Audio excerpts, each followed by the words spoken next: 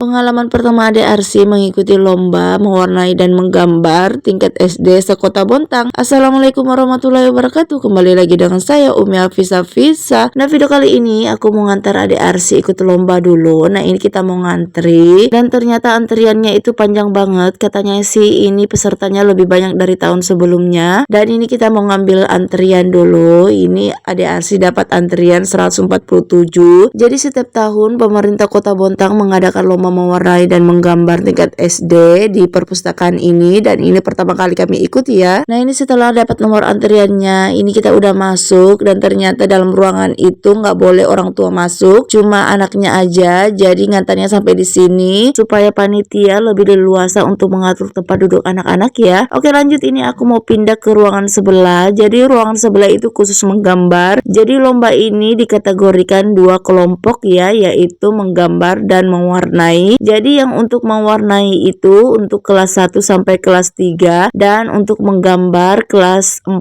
sampai kelas 5 ya. Dan berhubung Ade Arsy masih kelas 1 SD, jadi Ade Arsy ngikut lomba mewarnai. Nah, ini setelah anak-anak sudah tersusun rapi duduknya, baru para orang tua diperbolehkan masuk. Dan seperti biasa sebelum lomba dimulai ada kata sambutan dan pembukaan dari panitia. Dan ini lombanya udah mulai. Ini anak-anak antusias banget ya. Jadi lomba mewarnai dan menggambar ini dimulai pukul 9:30 sampai jam 1 siang. Jadi waktunya panjang ya, jadi anak-anak enggak terburu-buru. Jadi selain mengasah kreativitas anak dan pengalaman, hadiahnya lumayan juga loh. Jadi total hadiahnya nanti aku spill di akhir video, tapi sebelum itu kami mau cari makan dulu karena udah lapar. Dan setelah selesai kami makan, ini kami masuk lagi dan ternyata Ade Arsy udah hilang dari tempatnya. Dan ternyata Ade Arsy udah kumpul gambarnya ke panitia, tapi aku suruh minta lagi untuk difoto. Dan ini dia hasilnya, bagaimana teman-teman, lumayan bagus kan?